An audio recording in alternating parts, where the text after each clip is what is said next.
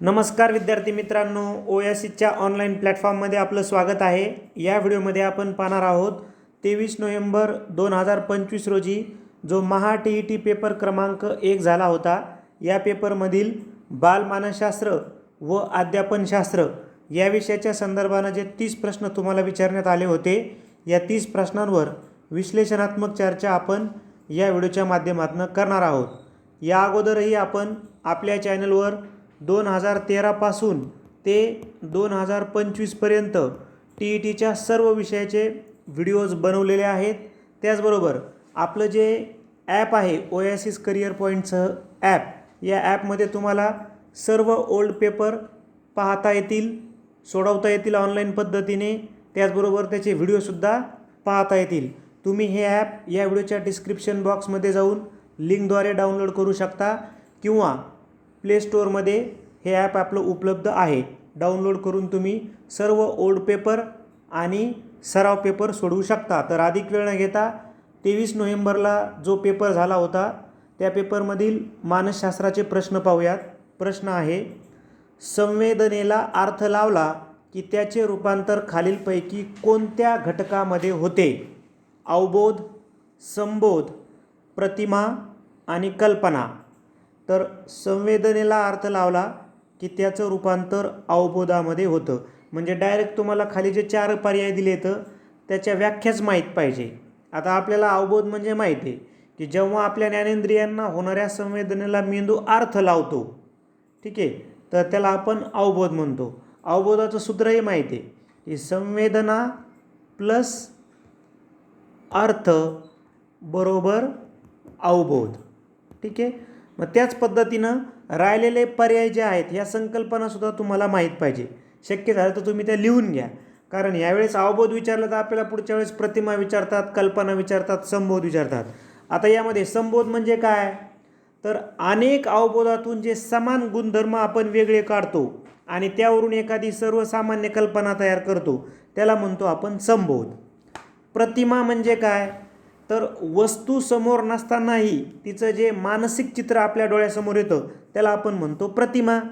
कल्पना, कल्पना म्हणजे प्रतिमा सृष्टीतील निवडक प्रतिमांची जुळवणी करून एक वेगळीच मानसिक चित्र तयार करण्याची जी प्रोसेस आहे तिला आपण कल्पना म्हणतो। म्हणून हे सुद्धा लिहून घ्या। इतर पर्यायाची माहिती आपण याबद्दल देतो की त्याबद्दल जर एखादा प्रश्न आला तर त्याचा आपल्याला फायदा व्हावा। त्यानंतर नेक्स्ट आहे बघा, डॅनियल गोलमन यांनी भावनिक बुद्धिमत्तेचे प्रमुख 2 घटक मानले आहेत।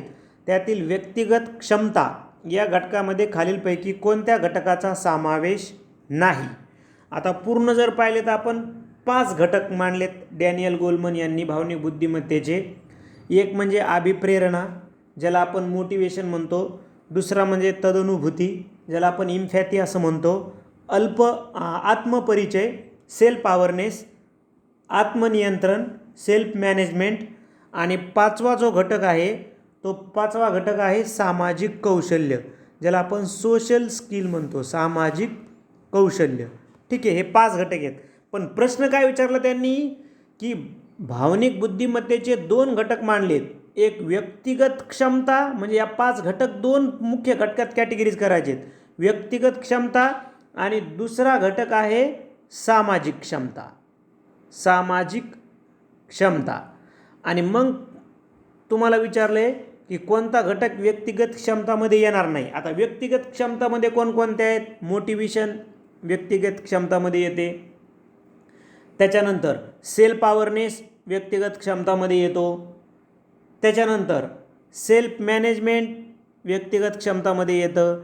मात्र तदनुभूती हा जो आहे, ज्याला आपण इम्पॅथी असं म्हणतो, तर हा सामाजिक क्षमतामध्ये येतो, सामाजिक क्षमतामध्ये। म्हणून पर्याय क्रमांक 2 उत्तर आहे, कारण तो व्यक्तिगत क्षमतामध्ये येत नाही तर सामाजिक क्षमतामध्ये येतो। म्हणजे सामाजिक कौशल्य आणि तदनुभूती हे 2 घटक सामाजिक क्षमतामध्ये येतात आणि अभिप्रेरणा, आत्मपरिचय आणि आत्मनियंत्रण हे व्यक्तिगत क्षमतामध्ये येतात।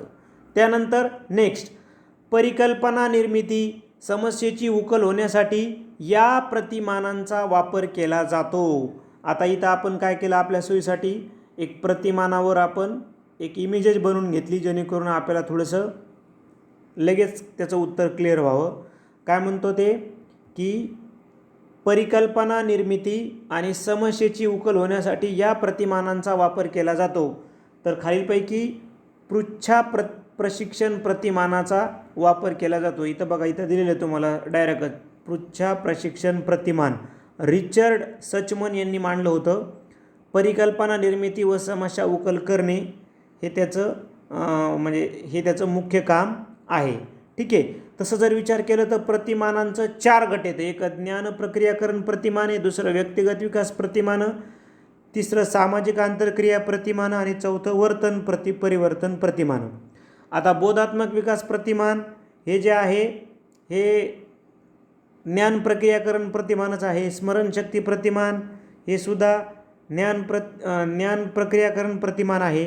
मात्र संकल्पनात्मक प्रणाली हे जे आहे हे खाली आहे बघा, संकल्पनात्मक प्रणाली डेव्हिड हंटचं, हे जे आहे हे व्यक्तिगत विकास प्रतिमान आहे. म्हणून एवढे जे प्रतिमानं दिलेत इथे तर तुम्ही व्हिडिओ पॉज करून घेऊ शकता आणि हे लिहून घ्या.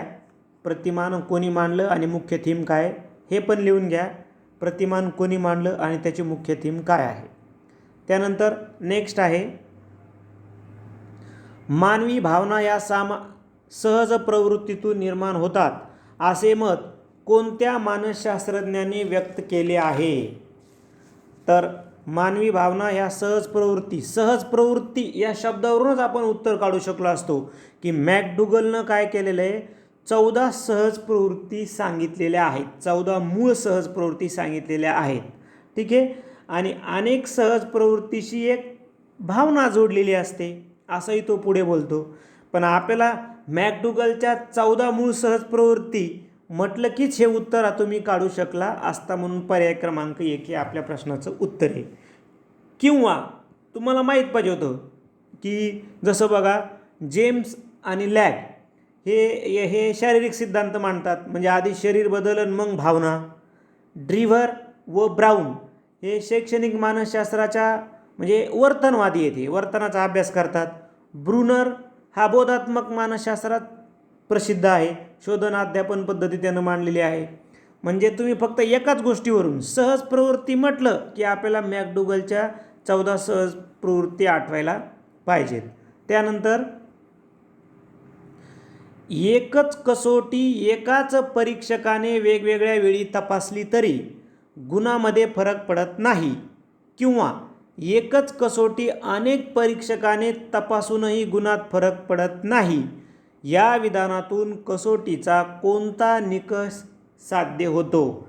म्हणजे एकच कसोटी एकाच परीक्षकाने वेगवेगळ्या वेळी तपासली, किंवा एकच कसोटी अनेक परीक्षकाने तपासून गुणात फरक पडत नाही, तर मग तो कोणता कसोटीचा गुणधर्म आहे आपल्याला विचारलं तर साहजिकच याला म्हणू आपण की ही कसोटीची ऑब्जेक्टिव्हिटी आहे, ज्याला आपण वस्तुनिष्ठता असं म्हणतो. ठीक आहे. आता बाकीचे पर्याय, विश्वसनीयता म्हणजे काय, ज्याला आपण रिलायबिलिटी असं म्हणतो. तर विश्वसनीयता म्हणजे एखादी कसोटी वारंवार घेतली असता निकालात सातत्य येते, त्यास आपण विश्वसनीयता असं म्हणतो. उपयुक्तता म्हणजे काय, तर उपयुक्तता म्हणजे युटिलिटी, म्हणजे कसोटी प्रत्यक्ष व्यवहारात किंवा शिक्षणात, ठीक आहे, लर्निंगमध्ये वापरणे किती सोपं आणि फायदेशीर आहे, म्हणजे त्याची उपयुक्तता समजते. सप्रमाणता म्हणजे काय, ज्याला आपण व्हॅलिडिटी असं म्हणतो. सप्रमाणता म्हणजे ज्या उद्दिष्टासाठी कसोटी तयार केली आहे ते उद्दिष्ट तर ती साध्य करते, तर तिला आपण म्हणतो की ही व्हॅलिड आहे असं आपण तिला म्हणतो. इथं मात्र आपल्या प्रश्नाचं उत्तर आहे वस्तुनिष्ठता. म्हणजे काय, थोडक्यात वस्तुनिष्ठता म्हणजे परीक्षकाच्या वैयक्तिक मतांचा किंवा आवडीनिवडीचा निकालावर कोणताही परिणाम होत नाही, म्हणजेच ती कसोटी कशी आहे, वस्तुनिष्ठ आहे. प्रश्नाच्या अनुषंगानं आपल्या प्रश्नाचं उत्तर आहे पर्याय क्रमांक 2. त्यानंतर सायकल चालविण्याचे कौशल्य हे मोटारसायकल चालवण्यासाठी उपयोगी पडत असेल तर त्यास अध्ययनाचे डॅश डॅश म्हणता येईल. तर आता बघा, अध्ययन संक्रमण या टॉपिकवर प्रश्न विचारला आहे. तर आता काय म्हणतो तो की सायकल चालविण्याचं कौशल्य हे मोटारसायकल चालविण्यासाठी उपयोगी पडते. म्हणजे एक कौशल्य दुसऱ्या बाबतीत उपयोगी पडायला, म्हणजेच काय आहे ते धनसंक्रमण आहे ना, धनसंक्रमण आहे. कारण एका परिस्थितीत मिळवलेले ज्ञान जर दुसऱ्या परिस्थितीत मदत करते, ठीक आहे, ते पण अनुकूल आहे, म्हणजेच काय धनसंक्रमण आहे. कारण ऋणसंक्रमण म्हणजे काय, एका परिस्थितीत मिळालेलं ज्ञान दुसऱ्या परिस्थितीमध्ये अडथळा ठरतं, म्हणजे प्रतिकूल आहे, तर त्याला म्हणतो आपण ऋणसंक्रमण. जसं आपली मातृभाषा मराठी आहे आणि जर आपल्याला इंग्रजी शिकायची आहे तर मराठीच्या उच्चार पद्धतीमुळे ती एक अडसर तयार होतो.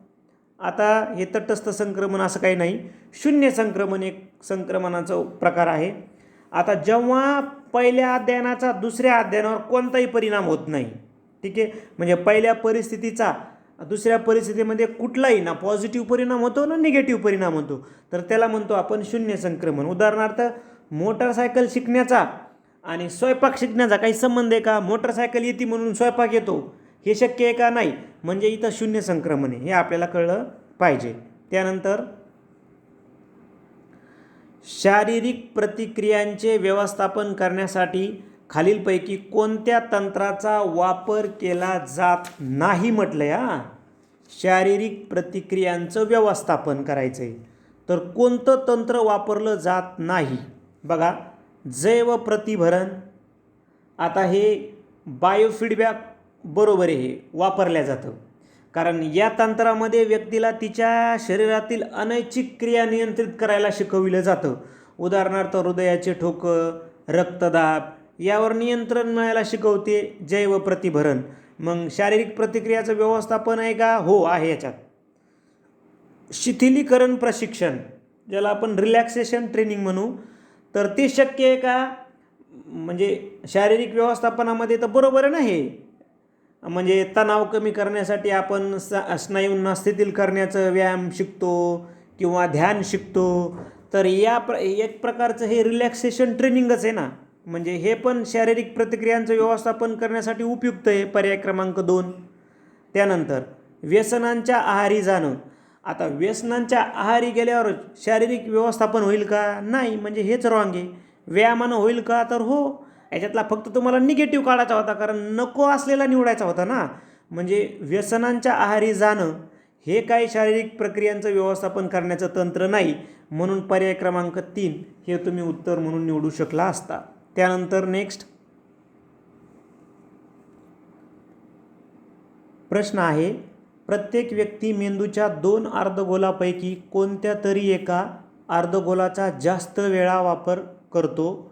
ज्या व्यक्तींमध्ये मेंदूचा उजवा भाग अधिक कार्यप्रवण असतो ती व्यक्ती खालीलपैकी कोणती गोष्ट अधिक सुलभपणे करते. आता हे थोडंसं बायोलॉजीच्या संदर्भानं क्वेश्चन्स आहे, पण आपल्याला माहीत पाहिजे की मेंदूच्या उजव्या भागामध्ये कोणकोणते कार्य करतो मेंदूचा उजवा भाग, आणि मेंदूचा डावा भाग कोणकोणते कामं करतो. तर उजव्या भागामध्ये, ठीक आहे, आपण जर बघितलं तर काय म्हणते बघा की एका अर्धगोलाचा जास्त वेळा वापर करतो ज्या व्यक्तीमध्ये मेंदूचा उजवा भाग अधिक कार्यप्रवण असतो, तर अशा व्यक्तीचं भावनात्मक कार्य करण्याची शक्ती जास्त असते. म्हणजे पर्याय क्रमांक 3 हे आपल्या प्रश्नाचं इथं उत्तर असणार आहे. म्हणजे उजवा मेंदू कल्पकता, भावना, संगीत, कला, अंतर्ज्ञान यासाठी ओळखला जातो. आणि बाकीचे जे पर्याय जसं तार्किक पद्धतीनं विचार करणं, अनुमान काढणं, घटनेची कारणमीमांसा शोधणं, गणितीय आकडेमोड, त्याच्यानंतर विश्लेषण करणं, हे सगळे जे कामं आहेत हा डावा मेंदू करत असतो. म्हणजे इतर पर्याय डावा मेंदूच्या कार्याशी निगडीत आहेत आणि आपल्या प्रश्नाच्या अनुषंगानं पर्याय क्रमांक 3 हे उजव्या मेंदूशी निगडीत आहे. त्यानंतर नेक्स्ट आहे, कार्ल रॉजर्स या मानसशास्त्रज्ञाने विद्यार्थ्यांचे अध्ययन चांगले होण्यासाठी खालीलपैकी कोणत्या गोष्टीकडे लक्ष देणे आवश्यक आहे असे अनुभवजन्य अध्ययनविषयक उपपत्तीमध्ये मांडले आहे. तर हा प्रश्न कार्ल रॉजर्सच्या अनुभवजन्य अध्ययन उपपत्तीवर आधारित आहे, एवढं आपल्याला कळलं. महत्त्वाच्या बाबी आहेत या अनुभवजन्य अध्ययन उपपत्तीमध्ये की विद्यार्थी केंद्रित शिक्षण, त्याच्यानंतर अनुभवावर आधारित भर, त्याच्यानंतर स्वाध्ययन आणि स्वातंत्र्य, ह्या 2-4 गोष्टी आपल्याला लगेच आठवतात अनुभवजन्य अध्ययनविषयक उपपत्ती म्हटली की. ठीक आहे. तर आता पर्यायानुसार बघू. अध्ययनार्थीच्या मनात अध्ययनासंबंधीची भीती वाटली पाहिजे. ठीक आहे. अध्ययनार्थीच्या मनात अध्ययनार्थी संबंधीची भीती वाटली पाहिजे का? नाही ना. जेव्हा बाह्य दडपण आणि भीती कमी असते तेव्हाच तर विद्यार्थी अधिक प्रभावी शिकल ना. म्हणून हे काय उत्तर होऊ शकणार नाही. बाह्य दडपणही असू शकू नये आणि भीती पण असू शकू नये. त्याच्यानंतर अध्ययन स्त्रोत विद्यार्थ्यांच्या दृष्टीने प्रतिकूल असावे. आता हे पण काही बरोबर नाही. प्रतिकूल नाही ना, अनुकूल पाहिजे. ठीक आहे. अनुकूल असतील तर विद्यार्थी उत्साहवर्धक अभ्यासतील तो भाग. तिसरं बघा, स्वमूल्यमापन हीच मूल्यमापनाची प्रमुख पद्धती असली पाहिजे. आता हे बरोबर आहे, कारण यातून शिकण्याची ओढ व स्वावलंबन वाढतं आणि विद्यार्थ्याचा आत्मविश्वास वाढतो स्वमूल्यमापनामुळं. म्हणून पर्याय 3 सकारात्मक आहे बघा. पर्याय 4 काय म्हणतो? अध्ययनार्थीने विषयाचे महत्त्व लक्षात घेण्याची गरज नाही. निगेटिव्ह झालं ना. महत्त्व किंवा प्रासंगिकता कळते ना तेव्हाच तर अध्ययन पूर्ण होतं. म्हणून हे पण निगेटिव्ह आहे. म्हणजे पर्याय क्रमांक 3 हे आपल्या प्रश्नाचं इथं उत्तर असणार आहे. त्यानंतर गिलफोर्ड यांनी बहुआयामी बुद्धिमत्ता ही उपपत्ती मांडताना त्याची 3 घटकात मांडणी केली. त्यापैकी क्रिया या घटकात खालीलपैकी कोणत्या गोष्टीचा समावेश होत नाही? क्रिया या घटकात कोणत्या गोष्टीचा समावेश होत नाही? तर हा जो प्रश्न आहे हा गिलफोर्डच्या 120 घटक उपपत्तीच्या संदर्भानं प्रश्न आहे. काय म्हणते ते की क्रिया या घटकात खालीलपैकी कोणत्या गोष्टीचा समावेश होत नाही? तर बघा, बोध, स्मरण, सांकेतिक आणि मूल्यमापन. तर यापैकी सांकेतिक हा जो घटक आहे, सांकेतिक चिन्हांचा बोध होतो, हा आशय या घटकात येतो. आता याच्यासाठी आपल्याला काय करावं लागेल? ती एकदा गिलफोर्डची उपपत्तीच आपल्याला समजून घ्यावं लागेल. म्हणजे काय होईल, किंवा पण तुम्ही लिहून घ्या. ते जे महत्त्वाचे त्याने त्याचे 3 घटक केलेले आहेत. हे 3 घटक कोणते आहेत किंवा त्याचा स्क्रीनशॉट घ्या आणि रफमध्ये लिहून घ्या. कारण प्रत्येक वेळी गिलफोर्डवर आपल्याला एक प्रश्न ते विचारतात. इथे तुम्ही व्हिडिओ पॉज करून बघू शकता. इथे आपल्याला काय करायचं आहे, क्रिया या मुख्य घटकामध्ये हे 5 घटक लिहून घ्या. आशय आपल्या प्रश्नाच्या अनुषंगाने हे बघा, आशयमध्ये येतं सांकेतिक. ठीक आहे. तर ते आशयमध्ये येतं, ते क्रियामध्ये येत नाही. आणि क्रियामध्ये बघा, बोध येतं, स्मरण येतं, त्यानंतर मूल्यमापन येतं, भिन्न विचार आणि एकाग्र विचार येतात. ठीक आहे. तर हे तुम्ही निर्मितीमधले घटक लिहून घ्या, आशयमधले घटक लिहून घ्या आणि क्रिया यामधील घटक लिहून घ्या. किंवा याचा स्क्रीनशॉट घेऊन तुम्ही नंतर रफमध्ये लिहून घेऊ शकता. नेक्स्ट क्वेश्चन आहे, प्राथमिक इयत्तेमध्ये कोणत्या अध्यापन सूत्रात आधी वस्तू व नंतर वर्णन हा क्रम योग्य ठरतो? आता प्राथमिक इयत्तेमध्ये विचारलं आहे आणि असं कोणतं अध्यापन सूत्र आहे की आधी वस्तू दाखवल्या जाते आणि नंतर वर्णन केलं जातं? तर पर्याय बघा काय आहे, ज्ञाताकडून अज्ञाताकडे. आता ज्ञाताकडून अज्ञाताकडे म्हणजे काय? विद्यार्थ्याला आधीच माहिती असलेल्या माहितीचा आधार घ्यायचा आहे आणि नवीन माहिती द्यायची. तर इथं तो संदर्भ येत नाही आधी वस्तू आणि वर्णनाचा. सोप्याकडून अवघडाकडे म्हणजे सुरुवातीला सोप्या संकल्पना स्पष्ट करून हळूहळू कठीण विषयाकडे घेऊन जायचं. मूर्ताकडून अमूर्ताकडे हे आपलं उत्तर असणार आहे. कारण प्रश्न काय म्हणतो की आधी वस्तू व नंतर वर्णन. म्हणजे मूर्ताकडून अमूर्ताकडे म्हणजे प्राथमिक इयत्तेमध्ये जे विद्यार्थी आहेत ना, तर यांना जर प्रत्यक्ष डोळ्याला दिसलेल्या वस्तू जर दाखवल्या आपण आणि मग त्याची जर माहिती आपण जर दिली तर त्यांना लवकर समजतं. ठीक आहे. म्हणजे अगोदर वस्तू दाखवायची आणि मग अमूर्त संकल्पना त्यांना दाखविल्या जातात. म्हणजे पर्याय क्रमांक 3 हे उत्तर आहे. विशेषाकडून सामान्याकडे म्हणजे आधी विशिष्ट उदाहरणं देऊन त्यावरून एखादा सर्वसामान्य नियम किंवा सिद्धांत मांडणे असा त्याचा अर्थ होतो. त्यानंतर अब्राहम कप्लान यांच्या मते व्यवहार आणि तथ्य यांच्या तुलनेत सांकेतिक रचना म्हणजे डॅश डॅश होय. तर आता ही तुम्हाला व्याख्या माहीतच पाहिजे, इथं काही आपल्याला अंदाज लावता येत नाही. म्हणजे उपपत्ती असं अब्राहम कप्लान यांचं मत आहे, अशी यांची उपपत्तीची व्याख्या आहे. त्यानंतर नेक्स्ट आहे, खालीलपैकी कोणते मतिमंदत्व शरीरातील हार्मोन्सच्या अनियमित स्रावामुळे येते? कोणते मतिमंदत्व शरीरातील हार्मोन्सच्या अनियमित स्रावामुळे येते? तर आपल्या प्रश्नाचं उत्तर आहे गॅलॅक्टोसिमिया. गॅलॅक्टोसिमिया म्हणजे ही एक चयापचय संबंधित समस्या आहे, जिथं शरीरातील हार्मोन्सच्या कमतरतेमुळे साखरेचे पचन होत नाही आणि ज्याचा परिणाम त्या व्यक्तीच्या बुद्धिमत्तेवर होताना आपल्याला दिसतो, ज्याला आपण गॅलॅक्टोसिमिया असं संबोधतो. आता इतर पर्याय बघा, मंगोलिझम. आता मंगोलिझम हे गुणसूत्राच्या दोषामुळे येणारं मतिमंदत्व आहे, ठीक आहे, त्याच्यामुळं हा उत्तर नाही होऊ शकलं. मायक्रोसिफेली, यामध्ये मुलाच्या मेंदूचा व कवटीचा आकार जन्मताच खूप लहान असतो. हायड्रोसिफेलस, यामध्ये मेंदूमध्ये अतिरिक्त द्रव साठवल्यामुळे डोक्याचा आकार असामान्यपणे मोठा असतो, ठीक आहे. म्हणजे इथं हार्मोन्सचा संदर्भ फक्त गॅलॅक्टोसिमियासोबत आहे, म्हणून पर्याय क्रमांक 1 हे आपल्या प्रश्नाचं उत्तर आहे. त्यानंतर नेक्स्ट, दोन परिस्थितीमध्ये जर समान घटक असतील तर अध्ययन संक्रमण होते असे मत या मानसशास्त्रज्ञाने मांडले आहे. तर दोन परिस्थिती समान घटक म्हणलं की पर्याय क्रमांक 2 थॉर्नडाईक हे आपल्या प्रश्नाचं उत्तर आहे. ज्या उपपत्तीचं नाव आहे थॉर्नडाईकच्या समान घटक उपपत्ती.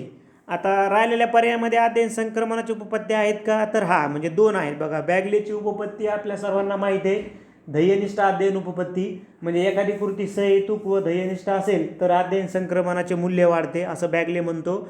आणि अजून एक जडनं पण अध्ययन संक्रमणाच्या संदर्भानं उपपत्ती मांडलेली आहे, ज्याला थेअरी ऑफ जनरलायझेशन किंवा सामान्यीकरण उपपत्ती म्हणतात.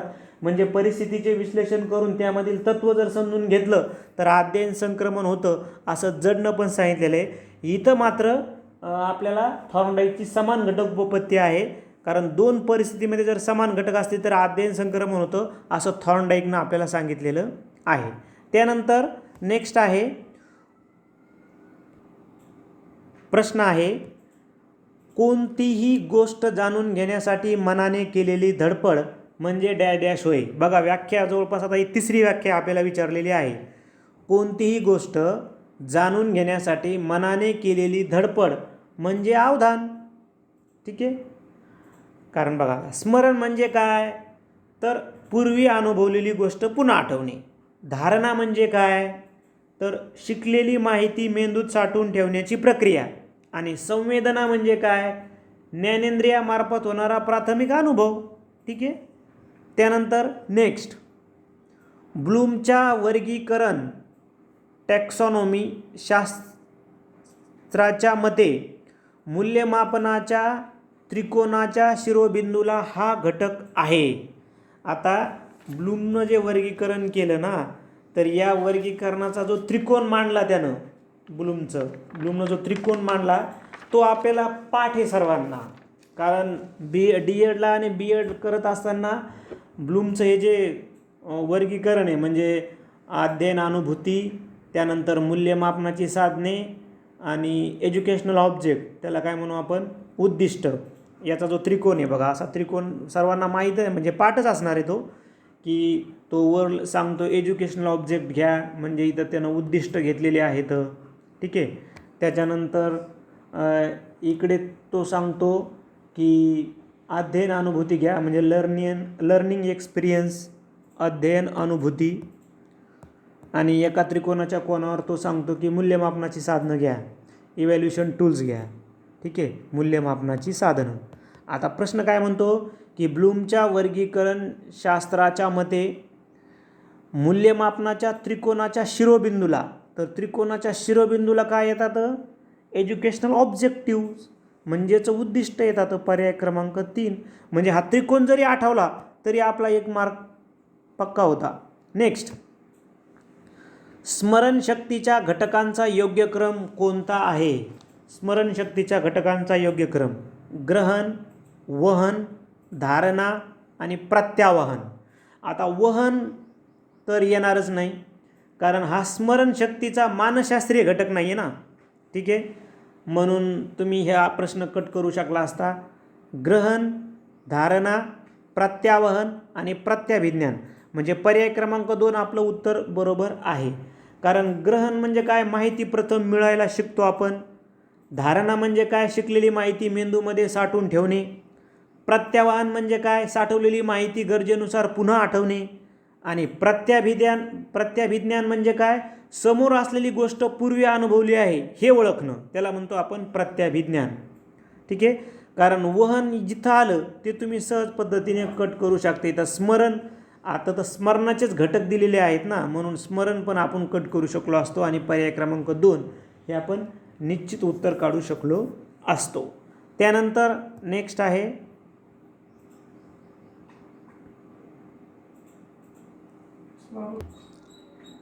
प्रश्न आहे, खालील कोणते उदाहरण हे पलायन या सहज प्रवृत्तीच्या उदात्तीकरणाचे उदाहरण आहे? प्रश्न समजून घेणं अपेक्षित आहे. आपल्याला काय म्हणले ते की पलायन नावाची जी सहज प्रवृत्ती आहे तिचं उदात्तीकरण केलं आहे असं कोणतं उदाहरण आहे? आता पहिली गोष्ट आपल्या लक्षात घ्यावी लागेल की उदात्तीकरण म्हणजे काय? तर उदात्तीकरण म्हणजे एखाद्या मूळ प्रवृत्तीला सामाजिकदृष्ट्या स्वीकार्य मार्गाकडे वळवणे. आणि कशाचं उदात्तीकरण केलं आहे? पलायनाचं. म्हणजे भीतीपोटी पळून जाण्याऐवजी स्वरक्षणासाठी सज्ज होणे हे पलायनाचं उदात्तीकरण होईल. मग आता कोणत्या उदाहरणातून दिसून येतं पलायनाचं उदात्तीकरण? विद्यार्थ्यांना कराटे खेळण्याचे शिक्षण देणे, खेळामधील संघ तयार करणे, वाघ दिसतात पळून जाणे, आपल्यापेक्षा श्रेष्ठ व्यक्तीच्या बरोबर राहणे.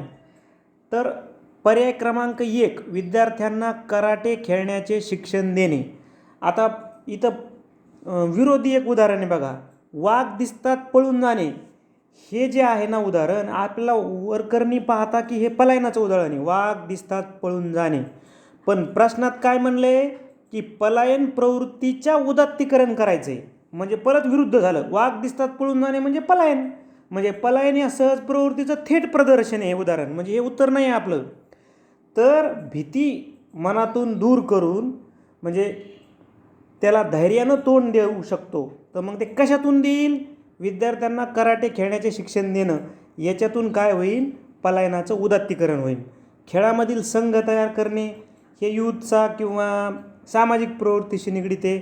आपल्यापेक्षा श्रेष्ठ व्यक्तीच्या बरोबर राहणे हे शरणागती किंवा आत्मगौरवाच्या दृष्टीने आहे, म्हणजे जी सहज प्रवृत्ती आहे त्या दृष्टीनं आहे. इथे मात्र पलायनाचं उदात्तीकरण म्हणजे विद्यार्थ्यांना कराटे खेळण्याचे शिक्षण देणे असं होणार आहे. त्यानंतर मेरिल यांनी मांडलेल्या ज्ञानरचनावादाचे खालीलपैकी कोणते गृहीतक अयोग्य आहे? आता आपल्याला जनरली ज्ञानरचनावाद एकत्रितपणे माहीतच आहे नेमकी काय कन्सेप्ट आहे. तर तुम्ही फक्त ज्ञानरचनावादाच्या बाबतीत जर सकारात्मक जरी तुम्ही वाक्याची निवड केली तरी तुम्हाला कळून येईल की सकारात्मक वाक्य कोणती येत आहे, नकारात्मक वाक्य कोणतं आहे. आपल्याला काय बोलला तो? अयोग्य ना. चला तर अयोग्य वाक्य आपण निवडूयात. अनुभवातून ज्ञानरचना होते. आता इथं प्रॉपर मेरिलचा संदर्भ घ्यायचा आहे हां. तर विद्यार्थी स्वतःच्या अनुभवातून ज्ञानाची निर्मिती करतो का? तर हो, म्हणजे हे सकारात्मक आहे, म्हणजे हे बरोबर असणार आहे. अध्ययनातून लावलेल्या अर्थाबाबत चर्चा घडून दृष्टिकोनाची देवाणघेवाण होते, मात्र स्वतःची आंतरिक भूमिका स्थिर राहते. आता बघा काय म्हणते की अध्ययनातून लावलेल्या अर्थाबाबत चर्चा घडून दृष्टिकोनाची देवाणघेवाण होते, ठीक आहे, मात्र स्वतःची आंतरिक भूमिका स्थिर राहते. आता याच्यामध्ये प्रॉब्लेम आहे ना, कारण ज्ञानरचनावादात चर्चा आणि देवाणघेवाण यामुळं व्यक्तीची आंतरिक भूमिका जी आहे ना किंवा समजून घेण्याची जी स्थिती आहे ना ही बदलू शकते ना, तो स्थिर राहणार नाही ना, त्याची भूमिका आंतरिक भूमिका बदलू शकते चर्चा आणि देवाणघेवाणीतून. म्हणजे हे नकारात्मक आहे. म्हणजे याचं उत्तर आपल्याला पर्याय 2च घ्यावं लागणार आहे. कारण बघा, पहिलं सकारात्मक आहे. तिसरं बघा, अनुभवांना अर्थ देण्याच्या सक्रिय प्रक्रियेतून संकल्पना किंवा संबोध निर्मिती होते का, तर बरोबर आहे ना. बाह्य जगातील माहितीचा अर्थ प्रत्येक व्यक्ती स्वतःच्या पूर्वज्ञानाच्या आधारे लावतच असतो. म्हणजे तिसरं बरोबर आहे. चौथं, अध्ययनात बाह्य जगताचे वैयक्तिक पातळीवर अर्थनिर्वचन केले जाते का, तर हो, वैयक्तिक पातळीवर अर्थनिर्वचन केले जाते. म्हणजे पहिलं ज्ञानरचनावादाच्या संदर्भानं आहे, तिसरं आहे, चौथं आहे. हेच पर्याय क्रमांक 2 हेच निगेटिव्ह आहे, म्हणून याचीच निवड करा, पर्याय क्रमांक 2. त्यानंतर खालीलपैकी कोणत्या विधानामध्ये अध्यापन पद्धती व अध्यापन कार्यनीती, ठीक आहे, म्हणजे इथं टीचिंग मेथड आणि टीचिंग स्ट्रॅटेजी यातील फरक दिसून येत नाही म्हणतो तो, यातील फरक दिसून येत नाही.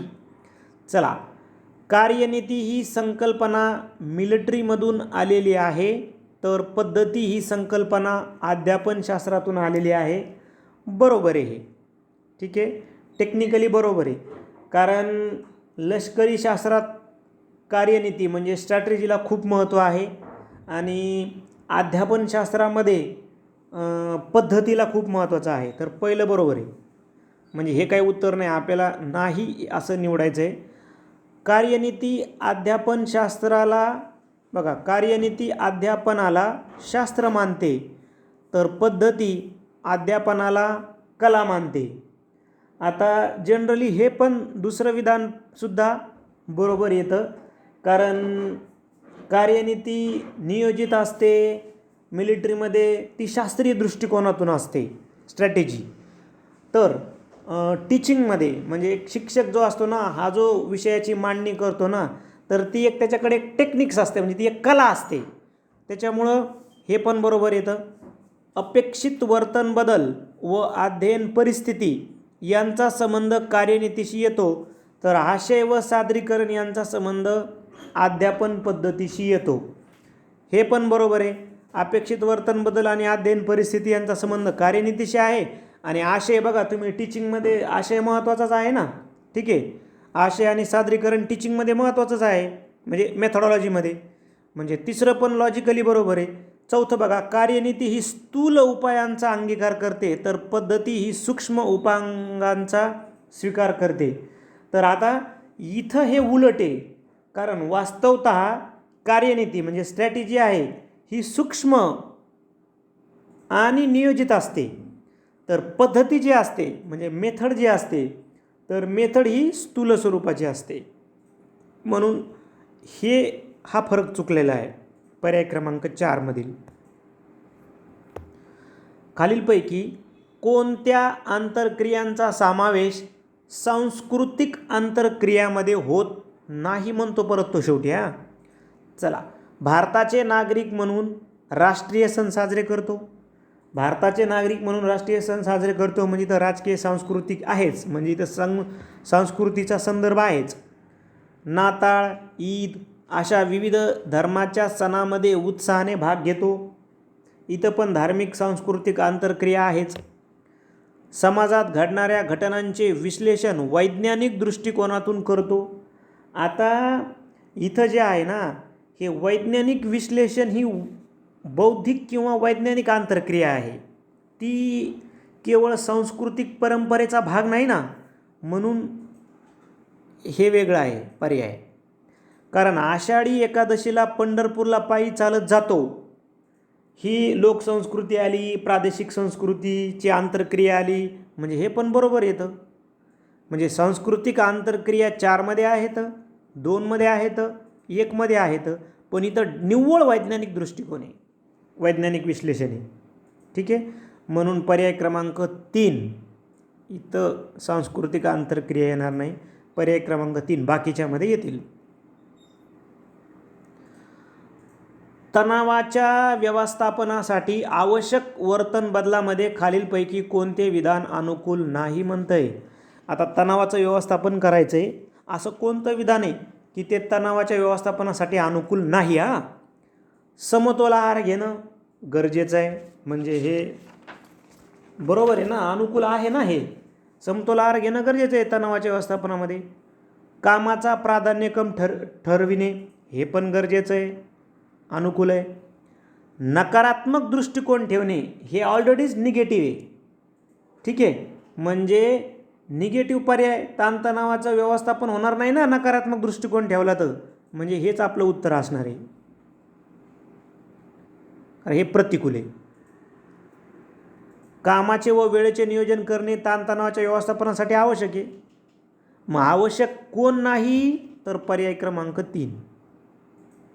पर्याय क्रमांक 3 हे आपल्या प्रश्नाचं उत्तर.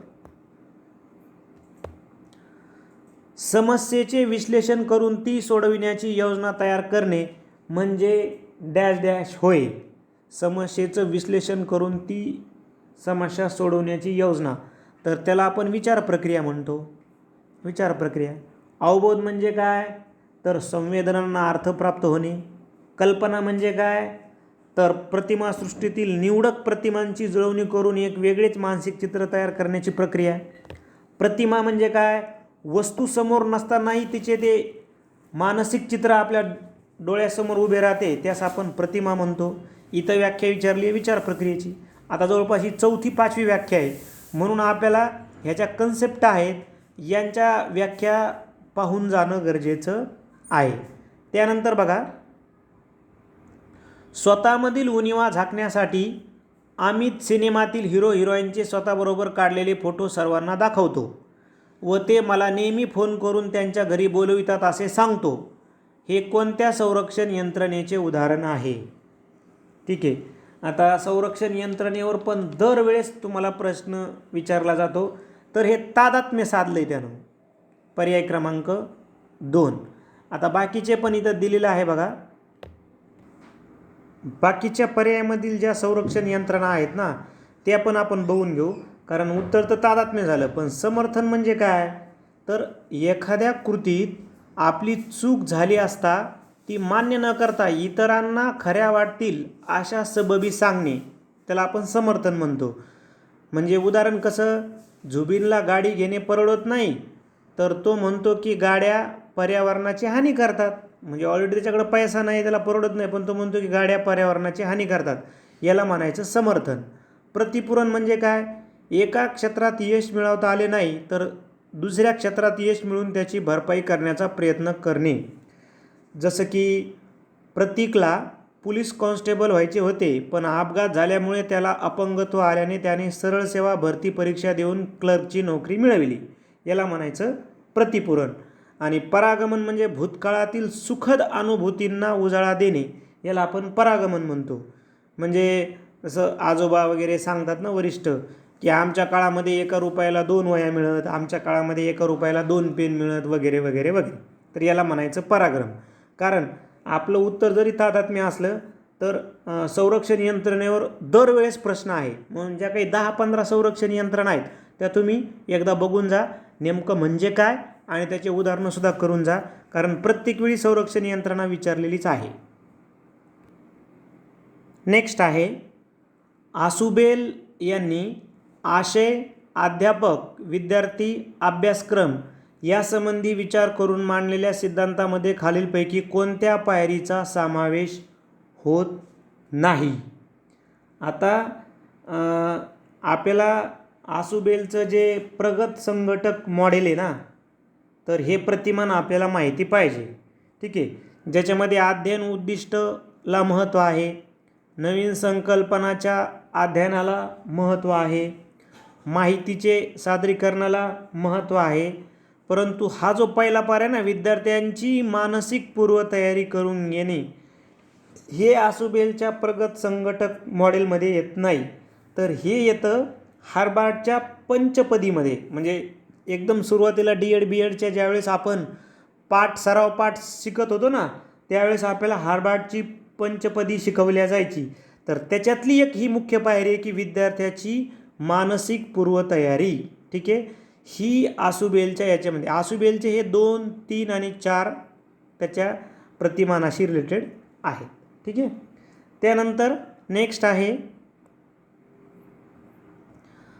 लहान मोठा, आखूड लांब, जवळ दूर, काल आज इत्यादी संबोध स्पष्ट होऊन वस्तू प्रत्यक्ष पाहून वर्गीकरण करणे, क्रम लावणे, मांडणी करणे, चित्र काढणे, रचना करणे इत्यादी बाबी जीन पियाजे यांनी मांडलेल्या खालीलपैकी कोणत्या विकासामध्ये घडून येते?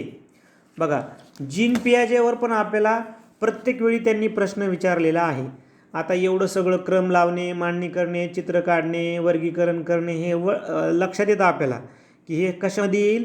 हे सर्व मूर्त क्रियात्मक अवस्थेमध्ये येणार आहे. ठीक आहे. कारण बघा, तुम्ही जर जीन पियाजेचा एक आपण अगदी सारांश रूपाने उपपत्ती इथं लिहिलेली आहे. हा तर तुम्ही व्हिडिओ पॉज करा आणि एकदा ह्या 4 ज्या अवस्था आहेत ना जीन पियाजे यांनी सांगितलेल्या बौद्धिक विकासाच्या उपपत्तीमध्ये बालकाच्या, तर ते एकदा लिहूनच घ्या. पहिली आहे संवेदक कारक अवस्था. त्याच्यामध्ये एकदम स्टार्टिंग असतं बालकाचं वय जन्मापासून ते 2 वर्षापर्यंत. हे सगळं शक्यच नाही म्हणून पहिला पर्याय येणारच नाही. क्रियात्मक पूर्व अवस्था 2 ते 7 वर्षापर्यंत. वर्गीकरण, चित्र, मांडणी, क्रम हा पण त्याच्यामध्ये येत नाही.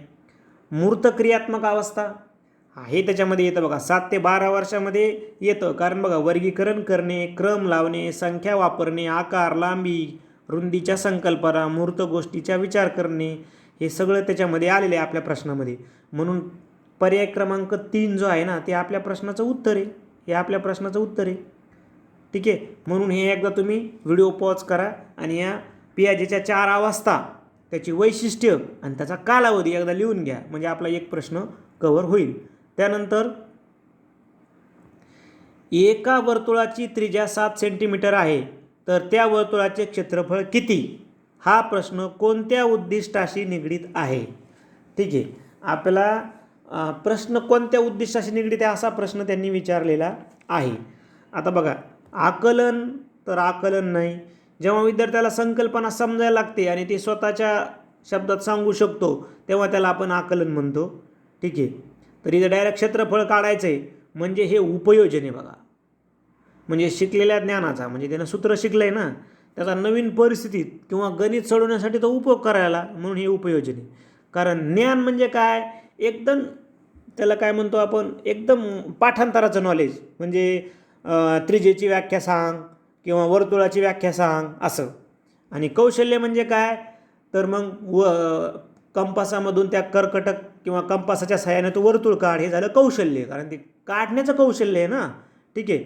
म्हणजे तुम्हाला आता प्रश्न कसा पडायला पाहिजे की विद्यार्थी कंपासाच्या सहाय्याने वर्तुळ काढतो, तर हे कौशल्याचं उदाहरण आहे. मग विद्यार्थी वर्तुळाची व्याख्या सांगतो, मग हे ज्ञानाचं म्हणजे ज्ञानाचं उद्दिष्ट आहे. नेक्स्ट, डोळ्यांनी ग्रहण केलेल्या दृक संवेदनाचे ग्रहण करून त्यावर प्रक्रिया करणे, प्रतिमांचा अर्थ लावण्याचे काम मेंदूतील कोणत्या भागातील केंद्रामार्फत केले जाते? परत एकदा प्रश्न आला बघा. मेंदूच्या संदर्भानं 2 प्रश्न आले तर.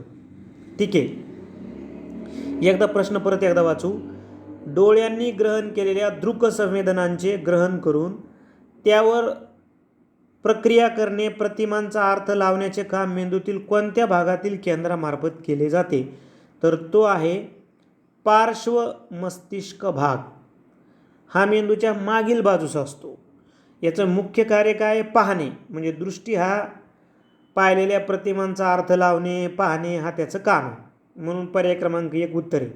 कारण शंखाकृती भाग जो आहे मेंदूचा हा कानाच्या जवळ असतो. याचं हे श्रवण करणे मुख्य काळ, म्हणजे भाषा वगैरे समजून घेणे, आठवणे. आणि ललाटीय भाग जो असतो ना हा असतो कपाळाच्या जवळ. म्हणजे कपाळाच्या जवळ म्हणजे कपाळाच्या मागे, आपलं जे कपाळ त्याच्या पाठीमागं. मग याचा विचार करणं, नियोजन करणं असे कामं असतात. पार्श्व ललाटीय भाग मेंदूच्या वरच्या, म्हणजे जो मेंदूच्या वरच्या आहे ना आपल्या, म्हणजे मधल्या भागात असतो. हा स्पर्श, दाब, तापमान, वेदना, संवेदनांचे व्यवस्थापन याकडं असतं. त्यानंतर शिक्षकाने विद्यार्थ्यांना नवीन ज्ञान देण्यापूर्वी त्याचे पूर्वज्ञान पक्के केलेले असले पाहिजे असे मत यांनी मांडले आहे. तर आता हे स्टेटमेंट विचारले बघा, तर मग आपल्याला लॉजिकली कोण काय म्हणजे नेमकं कोणता तत्त्वज्ञ कोणत्या थीमवर संकल्पनेवर त्याचा अभ्यास आहे वगैरे किमान एवढं तर माहीत पाहिजे. काय म्हणतोय तो, पूर्वज्ञानाला महत्त्व देतोय ना.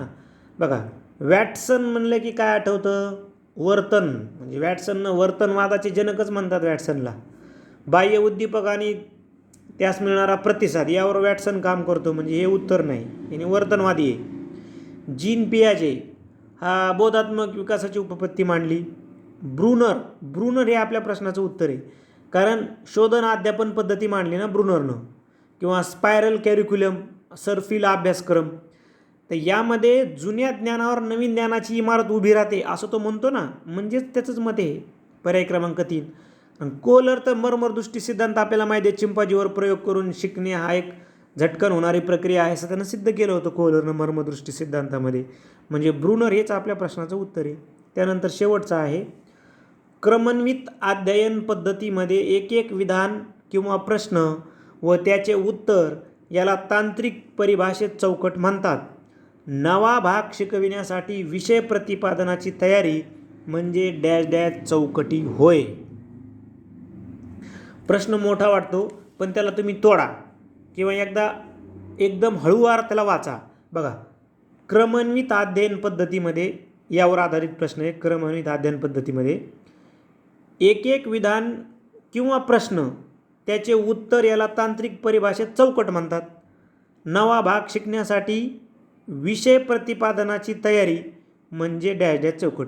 आपण जो पाठ शिकतो ना याच्यामध्ये विषय प्रतिपादनाची जी चौकट आहे त्याला काय म्हणायचं, तर त्याला आपण ज्ञान संपादन म्हणतो. का? कारण बघा पूर्वज्ञान काय आहे, नवीन माहिती शिकविण्यापूर्वी विद्यार्थ्याला आवश्यक असणारी प्राथमिक माहिती देण्यासाठी चौकट वापरतात, ही पूर्वज्ञानाची चौकट.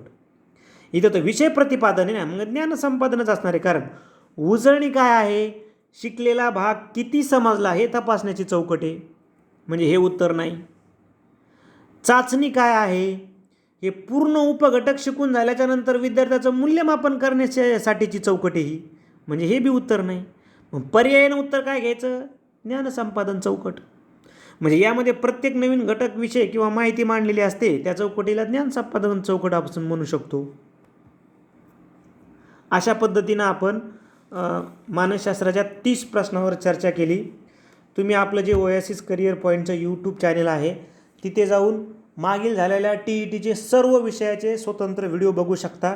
किंवा आपलं जे ॲप आहे ओएसिस करिअर पॉईंटचं ॲप, हे प्ले स्टोअरवरून डाउनलोड करा किंवा या व्हिडिओच्या डिस्क्रिप्शन बॉक्समध्ये त्याची लिंक आहे, तिथून डाउनलोड करा. तिथे तुम्हाला प्रत्येक इयरचे म्हणजे 2013 पासून ते 2025 पर्यंतचे पेपर क्रमांक 1 TET पेपर क्रमांक 1 आणि TET पेपर क्रमांक 2चे प्रत्येक विषयाचे पेपर तुम्हाला ॲपमध्ये उपलब्ध करून दिले, तर ते तुम्हाला अगदी सोडवता येतात कितीही वेळेस. त्याचबरोबर तुम्हाला त्याच्या व्हिडिओच्या लिंक दिल्यात, ते व्हिडिओ पाहू शकतात, व्ह्यूज करू शकतात, ठीक आहे. आणि सराव पेपरसुद्धा ॲपमध्ये आम्ही उपलब्ध काही करून दिलेत, काही करून देत आहोत, ठीक आहे. आपल्या मित्रांनाही पाठवा. त्याचबरोबर आपले जे सोशल मीडिया प्लॅटफॉर्म आहे त्यांनासुद्धा जॉईन आणि फॉलो करा. धन्यवाद.